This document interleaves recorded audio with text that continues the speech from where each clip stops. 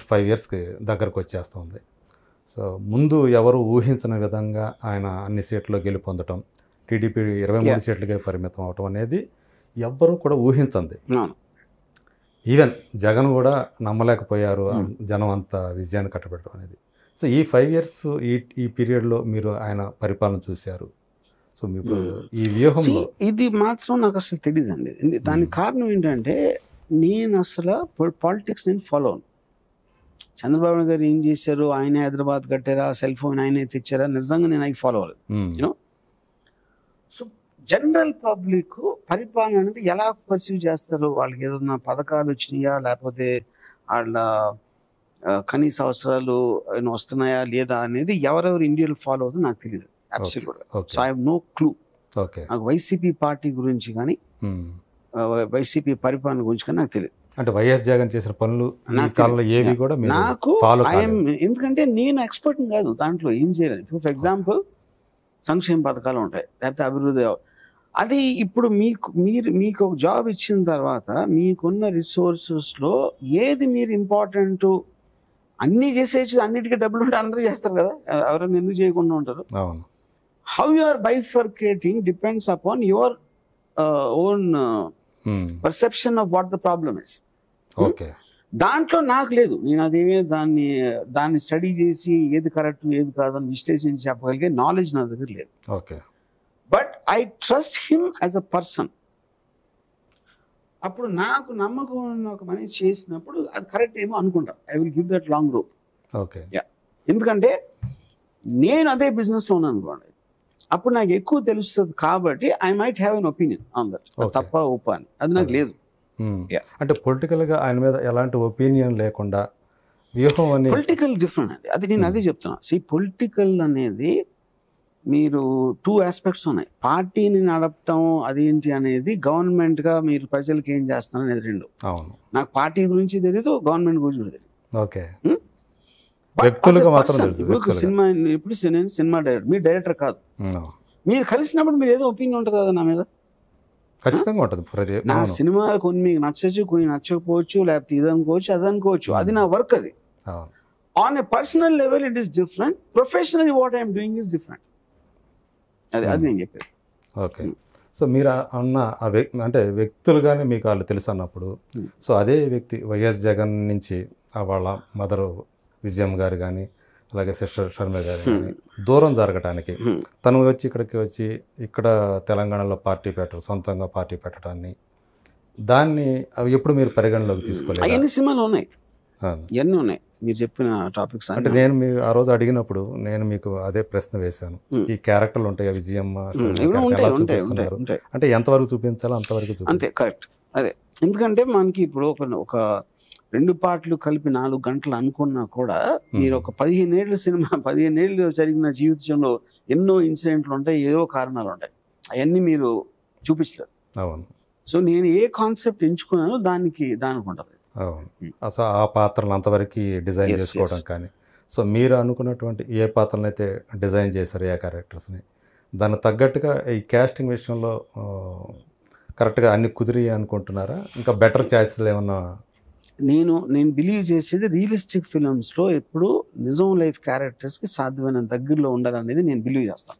అన్ని సినిమాలు అది నేను చేసింది. అది వీరప్పన్ అవ్వచ్చు, లేకపోతే ఏదైనా అవ్వచ్చు.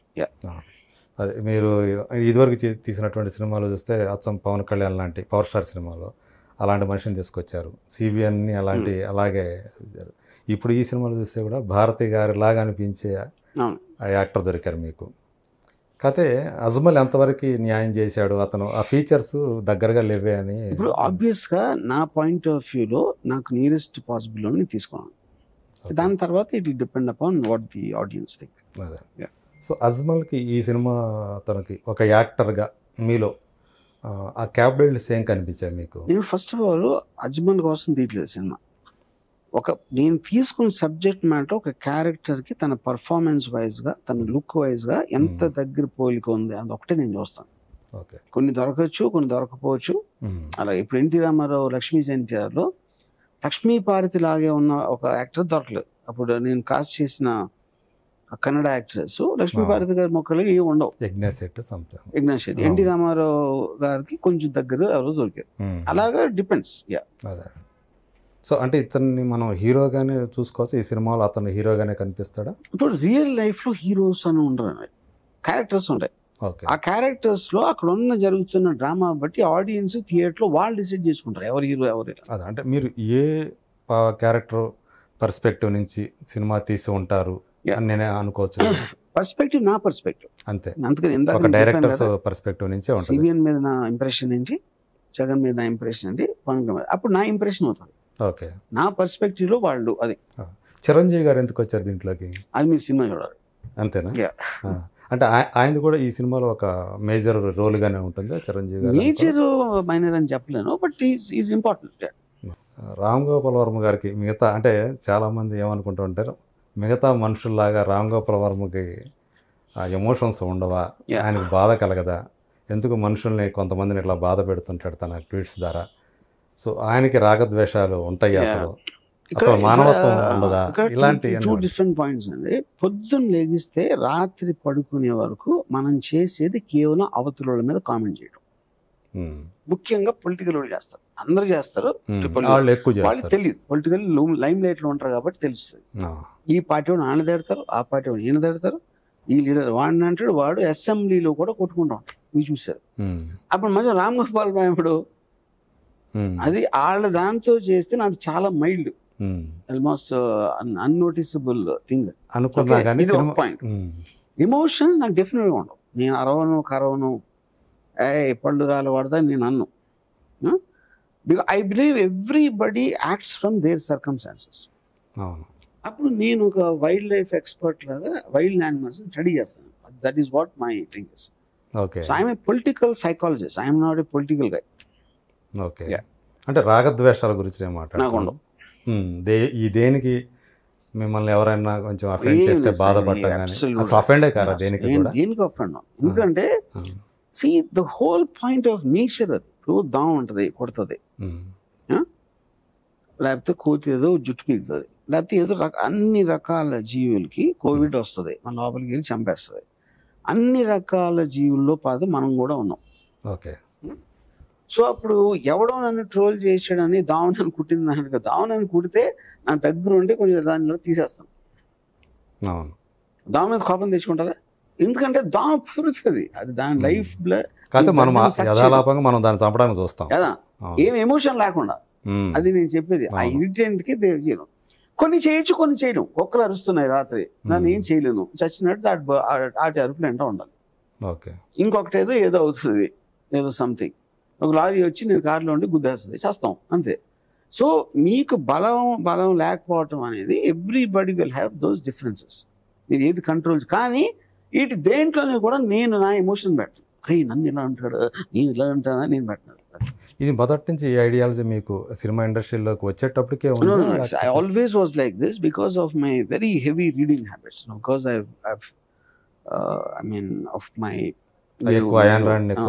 బుక్స్ అని చదివినప్పుడు మీకు ఎక్కడో చోట మీరు అన్ని వ్యూ పాయింట్స్ లో వరల్డ్ ని స్టడీ చేసినప్పుడు ఏ ఒక్క వ్యూ పాయింట్ కి మీరు కరెస్పాండ్ అవ్వాలి.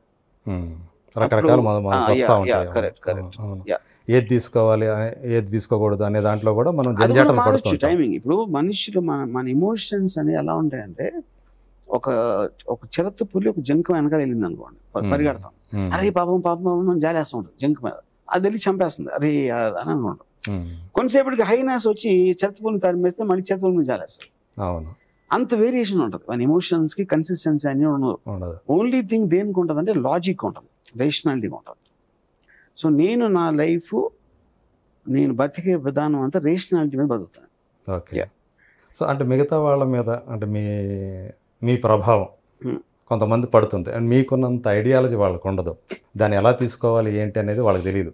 కానీ మీరు ఇలా చేస్తున్నారు కాబట్టి మిమ్మల్ని చూస్తే మీ ఫాలోవర్స్ కూడా చాలా సోషల్ మీడియాలో ఎక్కువ, వాళ్ళకి సగం నాలెడ్జ్ తోటి మిమ్మల్ని ఫాలో అయ్యి, సో ఆయన ఆర్జీవి గారు ఇలా చేసే బిగ్గెస్ట్ తప్పు ఏంటంటే, ఫస్ట్ ఆఫ్ ఆల్ ఫాలో అవ్వటం అనేది తప్పు ఎవరినైనా సరే.